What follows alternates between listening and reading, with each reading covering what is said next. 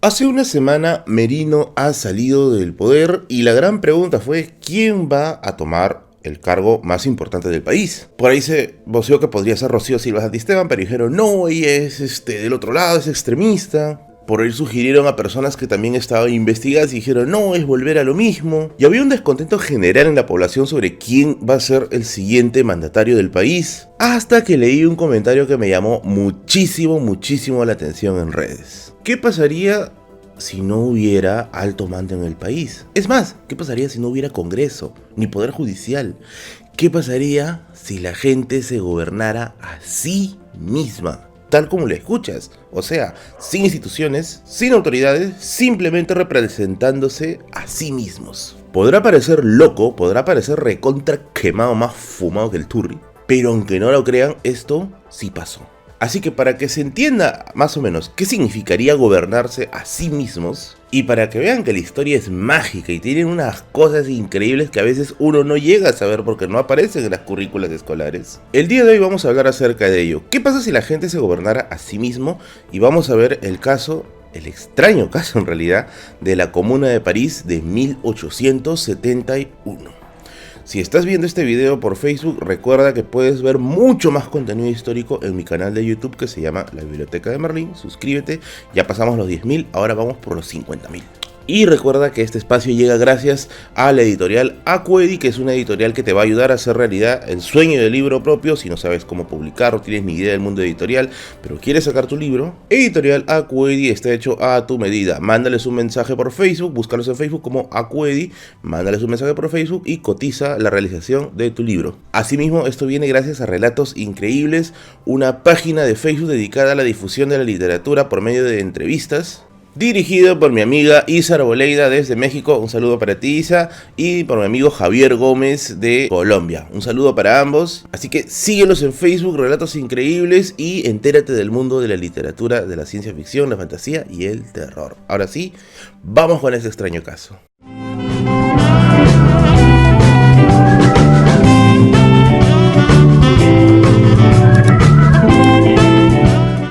Todo comienza en Francia. Parece que la Edad Media y la Edad Moderna se lo hubiesen agarrado con los franceses, pero sí.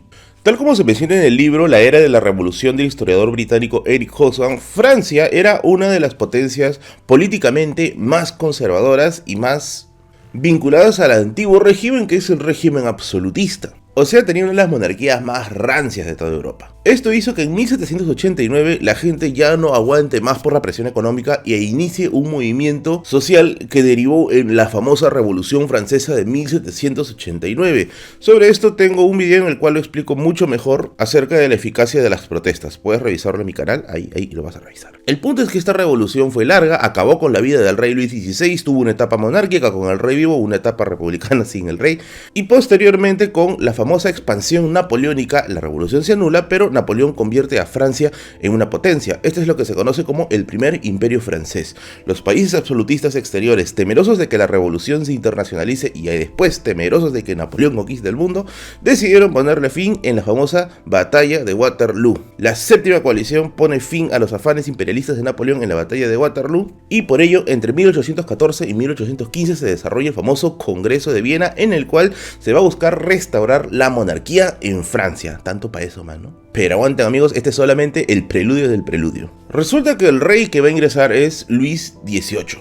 Luis XVIII, después de fallecer, deja a un sucesor que es Carlos X, quien es un rey que parece que se zurró en toda la revolución y dijo: yo voy a hacer lo que se me dé la gana, yo hago lo que quiero y no soy tilsa. Y comenzó una política absolutista que ya era completamente desfasada en los contextos en los cuales se estaba viviendo. ¿Y qué pasa cuando tienes un político que no lee a la población y una población que no se siente representada con el gobernante? Revolución. Y así llegamos a 1830, en el que Carlos X va a sufrir la famosa revolución de 1830, considerada una revolución liberal. Chúpale esos que dicen que solo los rojos hacen revoluciones, ¿eh?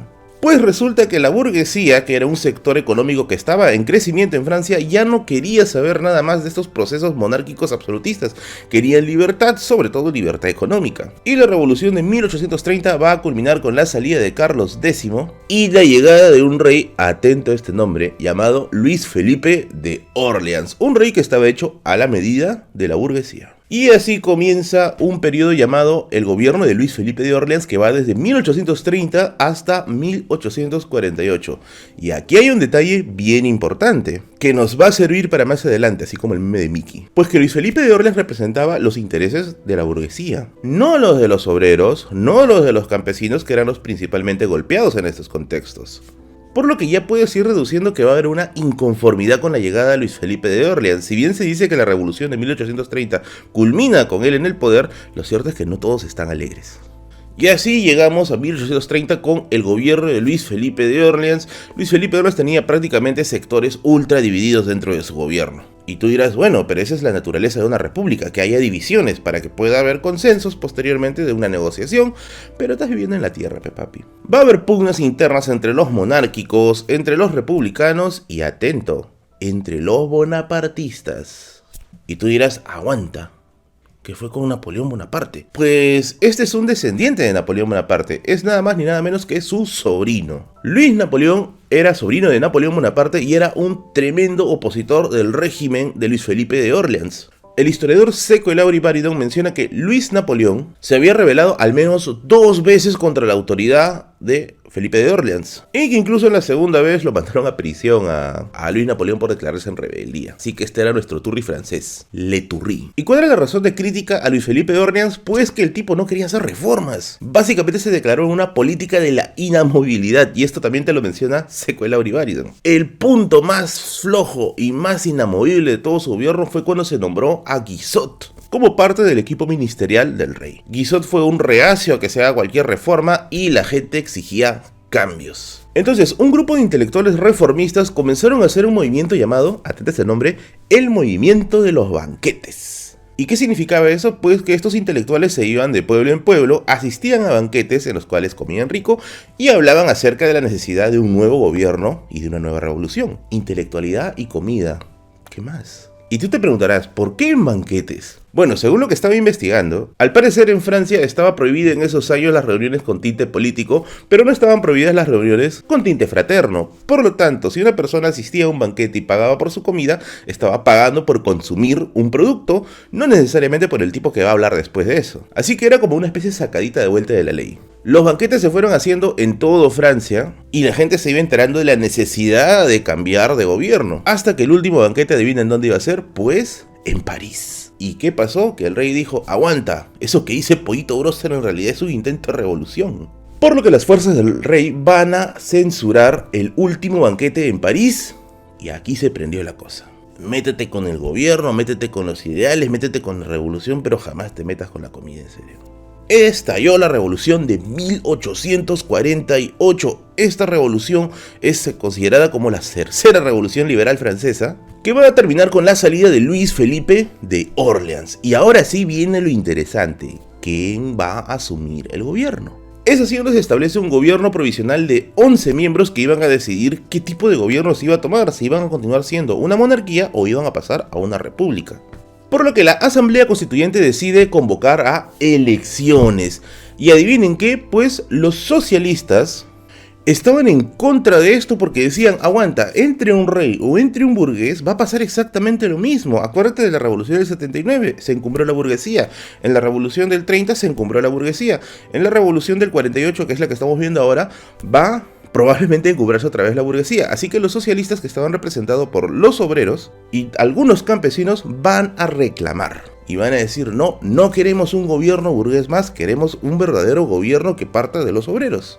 Esto se encuentra en el tomo 17 de Historia Universal de Editorial Salvat, colección que recomiendo mucho por los autores que compendian estos diversos artículos acerca de la historia de la humanidad. Y es que los socialistas estaban en contra de esta deshumanización que habían hecho las revoluciones industriales al tratar al obrero prácticamente como una pieza más de la máquina. ¿Y los escucharon? Pues no. El resultado de estas elecciones fue la victoria de un tipo que fue un opositor tremendo al régimen de Luis Felipe de Orleans, y ya sabes de quién estoy hablando. Luis Napoleón Bonaparte gana las elecciones francesas con 4 millones de votos, y es así como se inicia la Segunda República Francesa. La primera fue la de Robespierre, la segunda es la de Luis Napoleón. Luis Napoleón va a ser un proceso republicano bien accidentado. que va a abarcar desde 1848 hasta 1852. En este periodo, Luis Napoleón I va a estar del lado de los conservadores para poder reprimir a los socialistas, y posteriormente va a traicionar a los conservadores y se va a pasar para el otro bando, o sea, para los no conservadores, los liberales. Sin embargo, las intenciones de Luis Napoleón son claras. Él no quiere ser simplemente un presidente, no quiere ser el presidente de Francia,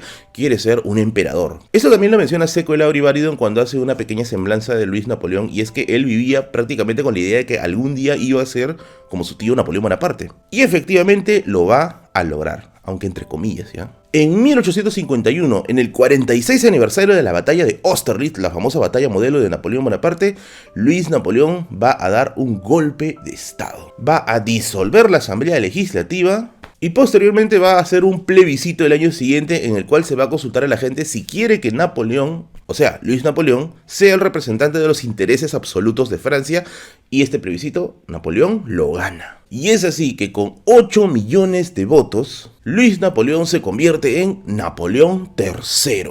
Y así, amigos, se inicia el Segundo Imperio Francés, desde 1852 hasta 1871. El Segundo Imperio Francés es un tema extremadamente largo, sin embargo el tema de hoy día es la Comuna de París, así que lo voy a tratar de resumir. Según Seco el Aurivárido, el Imperio Francés, o mejor dicho, el Segundo Imperio Francés tiene dos fases. La fase autoritaria, que estuvo marcado por leyes como por ejemplo la censura de la libertad de prensa, la censura de la libertad de educación y el control de las elecciones, y una segunda fase que es conocida como la fase liberal. La fase liberal es la fase de la decadencia. Napoleón va a tener severos cuestionamientos por su intento de intervención en México, que le va a dejar un desgaste económico tremendo, y quizás lo más poderoso y lo más terrible para él fue la guerra contra los prusianos. Porque estos son los años en que Prusia está que se vuelve a unificar. Prusia está juntando a todos esos estados que fueron desintegrados por Napoleón Bonaparte y ahora quieren formar un solo estado, la Pangermania. Y así como un Napoleón los separó, ahora los prusianos van a hacer caer a otro Napoleón. En este caso dirigidos por uno de los personajes más famosos de la historia de la humanidad, el canciller de hierro, Otto von Bismarck, un ferviente antisocialista, promonárquico y conservador. Y así, amigos, sucede la batalla de Sedan, en la que Luis Napoleón o Napoleón III, su título de emperador le quedó demasiado grande, pues los prusianos lo van a agarrar de piñata ahí adentro. La invasión duró 7 semanas, dentro de las cuales Napoleón III cayó prisionero, y volvemos nuevamente al mismo problema. Ahora, ¿quién gobierna Francia? Incluso, como un dato interesante, el proceso de unificación alemana termina en Francia y el Kaiser Guillermo I va a ser coronado en el Palacio de Versalles. Y tú dirás, aguanta, ¿por qué en Versalles? Porque Versalles era el sinónimo de la opulencia, la belleza, los lujos, era el hogar de Luis XVI junto con María Antonieta, y era conocido porque era todo de color dorado, con hartas joyas, hartas gemas. ¿Y por qué era tan bien decorado? Porque fue decorado por nuestros amigos de Muse. Muse es un emprendimiento que se dedica a la venta de joyas, collares, aretes, esclavas, anillos, etc. Contáctate por Instagram con nuestros amigos de Muse y diles cuánto está ese aretito que tanto quiero o ese anillo que tanto deseo. No te olvides consultarle sus precios, pedirle su catálogo y estar más forrado que Jerjes de la película 300 en joyas. Búscalos en Instagram, síguelos, dale su respectivo like a las fotos y anda comprando los regalitos de Navidad, porque si no van a subir de precio. Así que si quieres tener la elegancia de la corona de Guillermo I, el destello del oro que se llevaron los españoles, la finura de María Teresa de Austria y la calidad de las máquinas inglesas en la primera revolución industrial, contáctate con mis amigos de Muse, cotiza tus joyas, pídelas por delivery y no te olvides mencionarle que llegaste gracias a la Biblioteca de Berlín. Ahora sí, continuamos. En Versalles se hace la coronación de Guillermo I y Francia cayó en la anarquía otra vez. Es así que el poder legislativo declaró lo siguiente: Napoleón III dejó de gobernar Francia. ¿Y qué se va a hacer? Pues otra vez hay que llamar a una asamblea constituyente y elegir autoridades. Por lo que se reunieron grupos conservadores y grupos socialistas. Y aquí es donde ya quizá vas deduciendo la cosa. ¿Quién estuvo en contra de volver nuevamente a lo mismo? Pues los socialistas. Quien va a liderar oficialmente el proceso de la realización de la Segunda República Francesa es Adolphe Thiers, que representaba a los sectores conservadores de Francia. Y va a gobernar desde Versalles pensando que otra vez el pueblo va a aceptar los designios que diga Versalles o los designios que diga la burguesía para poder obedecerlos. Pero esta vez se equivocó, la gente ya estaba harta. La toma de Francia por parte de los prusianos fue la gota que derramó el vaso. Y es así que París, exacto, la ciudad luz, la ciudad más conocida del mundo, la ciudad que sale en Miraculous Ladybug, se va a declarar en rebeldía y no reconocen el gobierno de Thiers. ¿Y qué van a decir? Pues nos vamos a organizar a nosotros mismos. Esto, queridos amigos, fue la famosa Comuna de París, un grupo de ciudadanos que dijeron no vamos a reconocer al gobierno transitorio, nos vamos a autogobernar a nosotros mismos. Y el experimento fue ultra interesante. Ojo, no estoy tomando partido ni a favor ni en contra, simplemente que el hecho es sumamente interesante de ser estudiado porque es un caso casi único en la historia de la humanidad. Adolf Thiers, pensando que esto solamente era un berriche del momento, dijo, bueno, vayan a quitarle los cañones a París porque son cañones que nos pertenecen al Estado. Pero los parisinos se negaron a dar los cañones a Thiers diciendo que esos cañones habían sido comprados con sus impuestos y se formó un grupo de resistencia en torno a la Guardia Nacional. La Guardia Nacional era un ejército, entre comillas, hecho por milicianos ciudadanos y que velaban por los intereses de la población francesa. Al negarse a la entrega de los cañones, Thiers dijo, me metí en un severo problema, París está en rebeldía. ¿Qué medidas tomó la Comuna de París? ¿Cómo se gobierna un pueblo que no tiene autoridades? Pues anota las cosas que hicieron, ¿eh? Se suprimió el ejército, porque el ejército estaba a favor de Thiers. En su lugar se cambió por la Guardia Nacional, que eran ciudadanos militarizados para defender la ciudad y defender la comuna. Se nombraron 92 dirigentes que provenían del mismísimo pueblo. Esto era a modo de que el poder se separe y pueda responder a los intereses de todos los ciudadanos por igual. Se crearon consejos de diversas áreas, algo así como ministerios, algunos dedicados a la salud, otros a la educación, otros a la urbanidad, etc. Se decidió separar la iglesia del Estado, algo que es tan pero tan importante, esto del Estado laico. Se comienzan a expropiar empresas, sobre todo empresas que habían causado gran explotación dentro de los ciudadanos franceses, y se les entrega a los obreros. Se practica el control de precios para poder equilibrar la balanza de la oferta y la demanda. Se decide devolver objetos empeñados a sus dueños. Muchos franceses, ante el temor de quedarse sin dinero o en una crisis económica, muchos empeñaron sus objetos personales y estos objetos pasaron a manos de las casas de renta. Sin embargo, en la Comuna de París se decidió revolver estos objetos a sus dueños originales. Se van a repartir viviendas a lo largo de París a todos los comuneros y se va a declarar la enseñanza gratuita. La idea de la comuna era vivir en comunidad, como su propio nombre lo dice, y completamente armónico. Sin embargo, un gobierno tan débil y sin representación exterior va a tener problemas, y el primer gran problema es Thiers. Y aquí viene algo ultra interesante. Si la Comuna de París funcionaba, ¿esto era una amenaza para el exterior? Pues según Jacques Pirenet se deduce que sí. En el tomo 6, Pirenet le dedica un capítulo especialmente a la Comuna de París. Y mencionan que aquí pasó algo interesante. No solo Thiers estaba en contra de la Comuna de París, sino también Bismarck. Bismarck era un completo enemigo del socialismo. Si la Comuna triunfaba, era un mal mensaje para el resto de países que podrían hacer lo mismo. No te olvides que pasó algo similar con la Revolución Francesa. Por eso es que las coaliciones intentaron apagarla a toda costa. Sin embargo, su influencia se extendió y por eso tenemos diversos levantamientos contra regímenes monárquicos en varias partes del mundo. Y pasó lo que tenía que pasar. Thiers, que era una autoridad francesa, y Bismarck se aliaron. ¿Para qué? Para suprimir la Comuna de París. La comuna duró aproximadamente 2 meses porque fue asediada hasta más no poder. Tanto Thiers como Bismarck comenzaron el asedio de la comuna y finalmente, lamentablemente, al carecer de ejércitos profesionales y de armamento, la comuna va a estar destinada al fracaso. Según el historiador Jacques Pirenet, se calcula que la comuna dejó un saldo de aproximadamente 20.000 muertos. O sea, toda una carnicería para aniquilar el primer intento de autogobierno de la historia. ¿A qué le temía Bismarck? ¿A qué le temía Thiers si esto funcionaba? Mucha gente, después de la salida de Merino, dijo, oye, ¿y qué pasaría si intentamos un autogobierno así? El problema es que este es un tema que mucha gente no conoce. Y es un tema que la gente, yo creo que debería saber para considerarlo como un antecedente de lo que se debe hacer o lo que no se debe hacer. Así que finalmente la última palabra la tienes tú. ¿Tú crees que un gobierno como la Comuna de París funcionaría en la actualidad? Ya te presenté los antecedentes, ahora te toca a ti deducir a partir de lo que tienes en bandeja.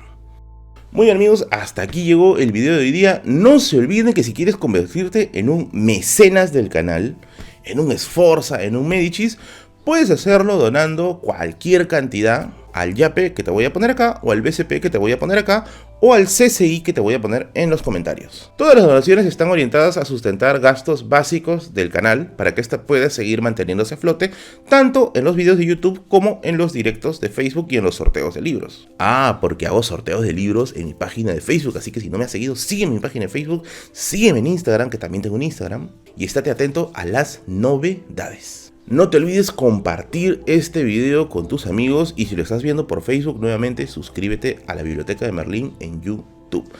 Soy Merlín y nos vemos hasta la siguiente. Chao, chao.